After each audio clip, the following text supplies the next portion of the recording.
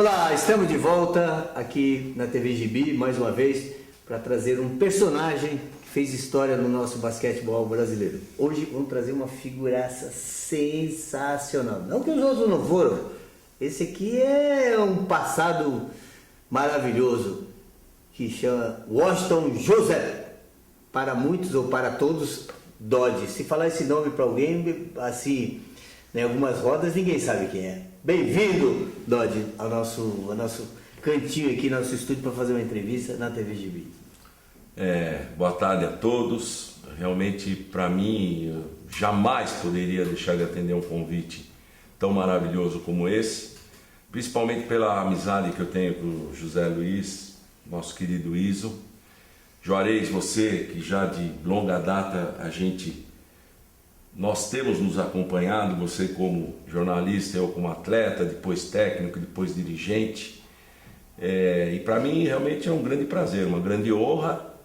Estamos aqui para falar um pouco do nosso maravilhoso esporte e principalmente a gente enaltecer esse projeto Gibi, que é uma coisa muito meritória, é uma coisa que a gente sempre apoiou e sempre estarei apoiando.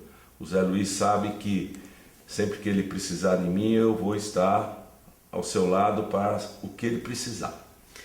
Dodge, conheço um pouco da tua vida e você veio de uma família de classe média, não teve a necessidade de uma criança, de ser criança e receber uma bola numa escola pública da periferia. Como que você começou a tua vida no basquete? Exatamente, eu tive a sorte, a grande sorte, não sou de família rica, mas sou de uma família que pôde me propiciar, por exemplo, ser associado do Esporte Clube Sírio desde o ano de 1955, quando eu tinha 5 anos de idade. E desde aquela data eu pratico esporte. Meu pai, eu tenho um irmão mais velho, que é o Wellington, que você também conhece, e uma irmã mais nova, a Vera Luzia, que é casada com o Pelezinho, que também jogou muito basquete. E desde essa idade meu pai nos conduzia para o esporte. Antes do basquete, joguei futebol, fiz ginástica olímpica naquela época, que foi uma coisa que me deu muita coordenação, isso me ajudou muito. A parte da ginástica em si, saber pular, saber correr, saber dar cambalhota, e complementei isso com o judô, porque o judô é um esporte que te dá disciplina, é um esporte que te dá concentração. Muito bem, dos 5 aos 11 anos de idade eu fiquei nessa lide, fazendo vários esportes, natação, futebol, ginástica, judô e tudo isso. Com 11 anos de idade eu tinha um primo que já jogava no aspirante do Esporte Clube Sírio. E ele se tornou meu ídolo. Eu fui assistir uma vez um jogo de basquete, gostei muito. E coincidentemente naquela época, no ano de 61, o Sírio já tinha a base da seleção brasileira. Os grandes jogadores que foram campeões em 59, já vários deles jogavam no Esporte Clube Sírio. Então, o fato de eu ter o meu primo mais velho como um ídolo, poder querer segui-lo e tendo os campeões mundiais de basquete, isso para mim assim escancarou uma porta de desejo, de vontade de fazer aquele esporte. E foi exatamente aí que eu comecei. Tive sorte também, porque logo com 11 anos, meu primeiro técnico foi o Amaury Passos, que ele jogava no Sírio, e naquela época no pré-mirim ele foi meu técnico. Como eu passei para o mirim, aí peguei um dos melhores técnicos que o basquete inferior teve, assim, no aspecto de poder dar fundamentos, que se chamava Oscar Guaranha. Era uma pessoa maravilhosa, muito exigente e entendia muito dos fundamentos do basquetebol. Então, eu com a minha vontade, perseverança e muito bem orientado e olhando os meus ídolos, isso me impulsionou de forma que eu me dediquei cada vez mais ao basquete e graças a Deus colhi os frutos até hoje.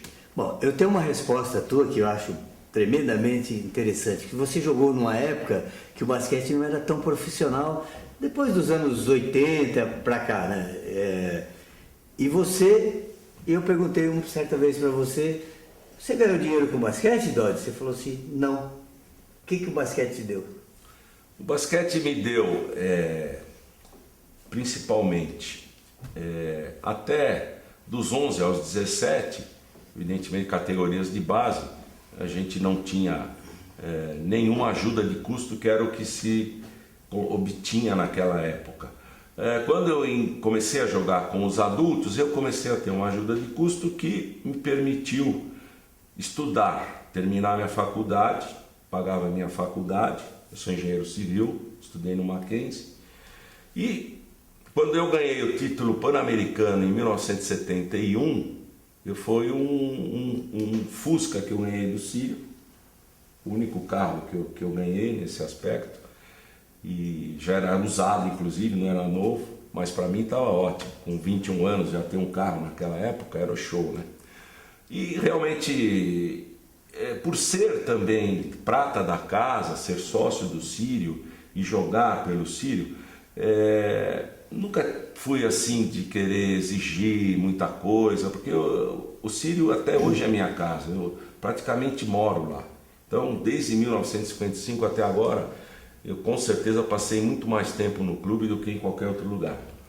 Então, o que eu ganhei com o basquete? Eu ganho, até hoje, o reconhecimento dentro do Esporte Clube Sírio. Eu sou uma pessoa, graças a Deus, e agradeço, sou reverenciada. Parênteses. O único clube que você jogou, por sinal. Você Exatamente. É um jogador de uma única camisa. Exatamente. E são raros isso na história do esporte brasileiro. Sem dúvida. Eu para não dizer que eu nunca tive proposta, eu tive uma proposta em 74, naquela época do Palmeiras, que a Continental patrocinava tudo. E exatamente nessa época o Sírio estava passando por uma defasagem de jogadores, que tinha o Súcar tinha parado, o Radivilas tinha parado, o Menon tinha parado, o Moutinho tinha parado. E aí eu recebi a proposta do Palmeiras.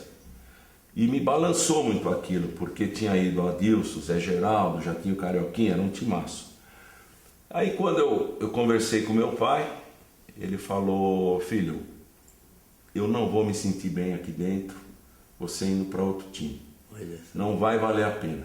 Não vai valer a pena. Por mais que eles te ofereçam, não vai valer a pena. E olha, eu agradeço muito isso. Não que eu não teria muito prazer em ter jogado no Palmeiras ou no Corinthians, não teria nenhum problema. Aquela cor verde, né? Mais ou menos. Mas eu agradeço isso, porque isso me botou um X na minha carreira, de ser um jogador só de um clube. E vestir as outras duas camisas, da seleção paulista e a brasileira. Sinceramente, tenho muito orgulho disso, mesmo porque naquela época no Brasil não se ganhava grande dinheiro. Você poderia eventualmente numa carreira de 10, 15, 20 anos comprar um apartamento, alguma coisa assim. Hoje em dia, graças a Deus, felizmente não é mais assim, e eu acho muito justo, acho que os jogadores hoje são realmente profissionais. Eu peguei esse período de transição entre o esporte amadorismo marrom e realmente o esporte profissional. Foi quando eu encerrei minha carreira em 82.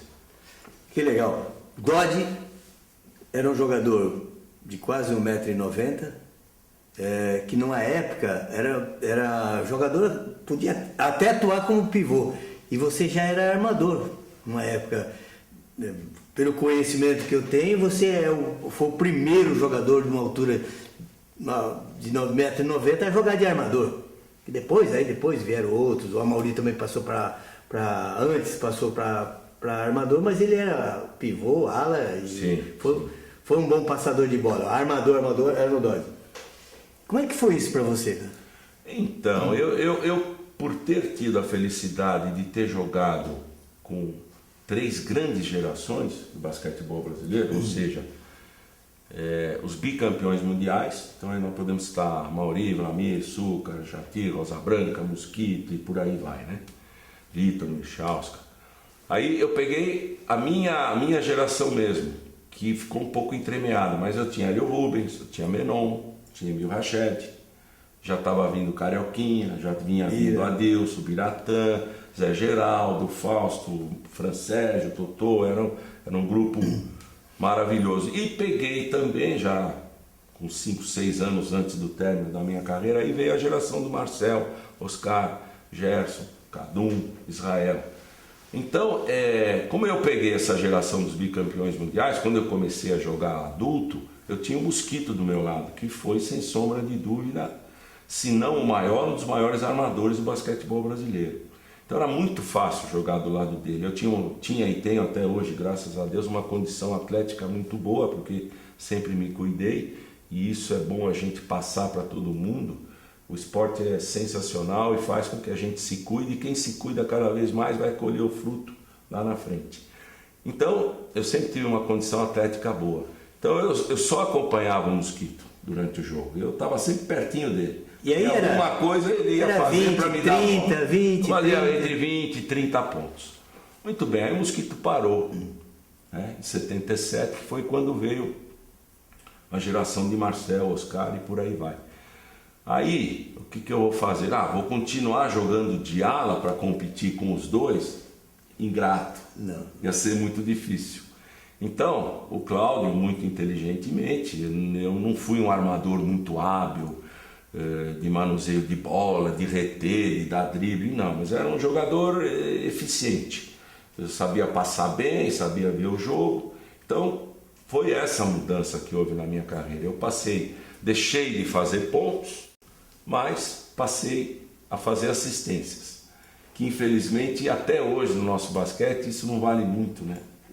Deveria valer. A gente vê NBA, que é uma coisa maravilhosa, quer dizer, o quão importante é o cara que faz assistência, o quão importante é o cara que pega um rebote, recupera uma bola. Exatamente, né? Toco, roubada de bola.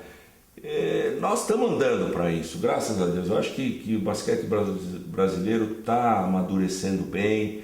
Esse intercâmbio com a NBA agora efetivo realmente é uma coisa que está nos ajudando muito. Eu acredito, mas para mim é difícil você deixar de fazer 30 e fazer 2, 4, 6. Mas valeu muito a pena, porque quando o Círio foi campeão mundial em 79, eu jogando como armador, eu era o capitão do time. Então, você ser capitão também angaria assim, um respeito maior, isso te credibiliza um pouco mais, né?